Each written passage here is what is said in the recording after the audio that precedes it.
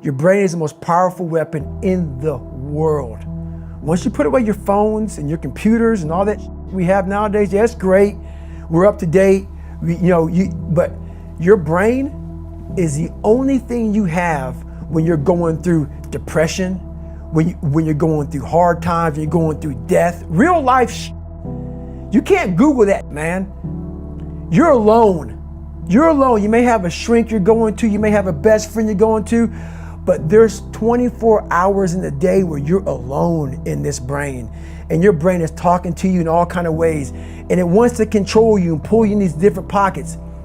If you can't control your own brain and your brain controls you, you got to tell your brain where you want to go and how you want to go and how you want to get there. You got to control it. If not, it's over. What existed for me was, okay, man, how am I going to make this work? And all I knew back then was hard work. The only way anything gets accomplished. That's all I heard back in those days.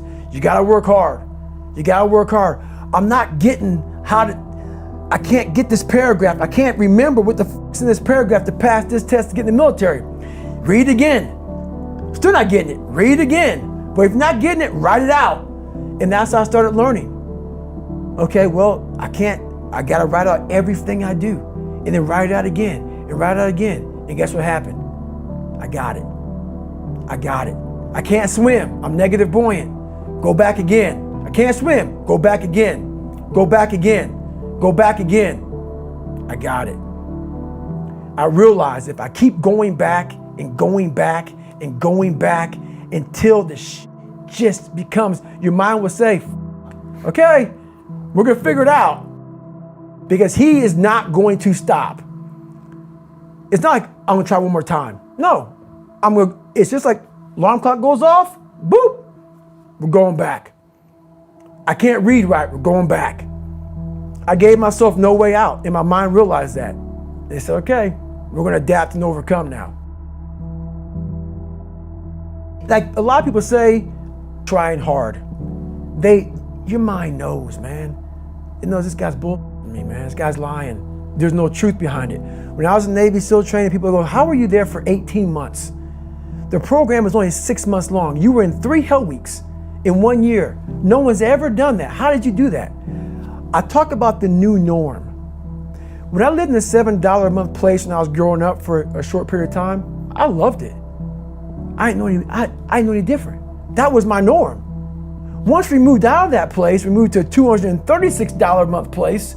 I was like, I never want to go back to that little piece of shit.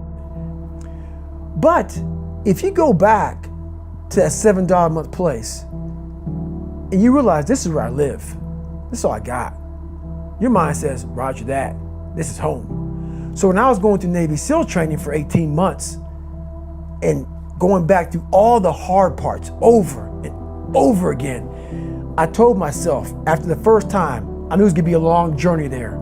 My body was breaking down. It was just how it was going on. I said, you know what? This is my new norm. So my mind said, it's like going to work. Like you go to work, you put your suit and tie on. I go into suffering every day. Every day, suffering, being broken, duct taping my feet up, stress fractures, shin splints, being broken. This is my new norm. And your mind says, if we're not broken, this ain't normal. We gotta be broken. So then your mind starts to get tougher and tougher and more callous. People go, how did you run on broken feet? Broken shins. My mind knew this is how we operate. We're in Navy SEAL training. This is what we are. I became hell. And that became my new norm. I gave myself no way out. There was nothing outside these walls of hell. Nothing. I love God, but for a short period of time, I became the devil because that was hell. I became the boss, the owner, the CEO of Navy SEAL training. That was my mindset. And that's how you get through things. You immerse yourself in wherever it is, and you become that. You become that and give yourself no way out. When I was 297 pounds and I was fat as hell trying to be a Navy SEAL, the scariest thing in the world to me, even to this day, was that could have been the rest of my life. I thought then I was trying hard. That's the scariest thing in the world. I thought then 297 pound, working for Ecolab, spraying for cockroaches, making $1,000 a month. I thought that was me at my 100% potential.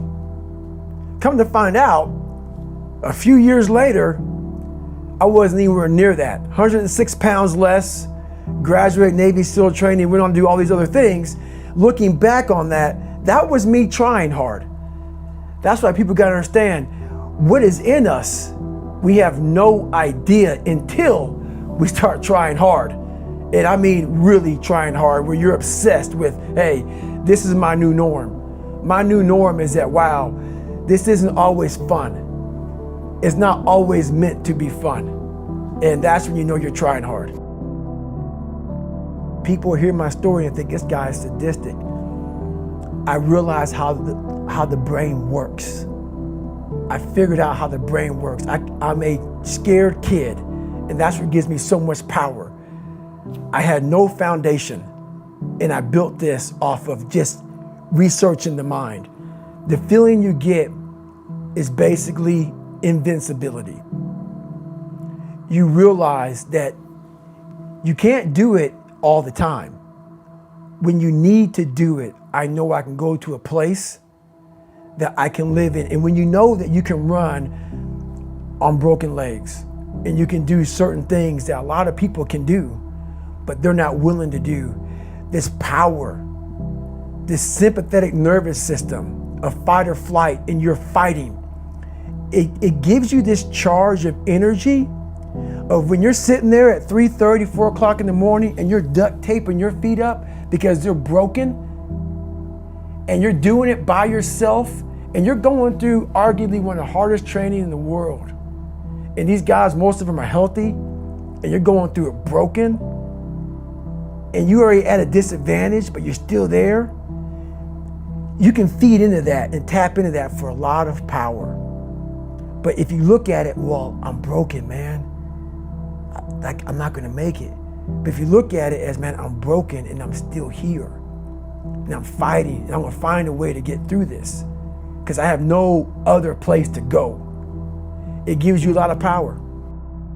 When things start to suck really, really bad, my brain and a lot of people's brain, they don't go to your dad beating you up. Your brain says, we gotta get the out of here. This is miserable. So anger goes away a lot of times when you're suffering, because your brain just says, we gotta run, we gotta go. So that anger is not popping up saying, oh, I wanna show them, I wanna show those people. No, there has to be a much deeper, when I say deeper, it has to be down to mineral soil. It has to be down to that nice mineral soil where nothing can burn. You can't burn dirt. So it has to be down that low, that literally is something in you that's at the core of your soul. But you don't find it unless you spend a lot of time with what you want to be in life. I can't give that to you. Right. You can't give it to somebody. When you find your true passion in life, and my passion for me was like, oh, I want to be, I don't give a Navy SEALs, Army, I don't give a shit. I want to serve my country. I want to be someone that I'm proud of.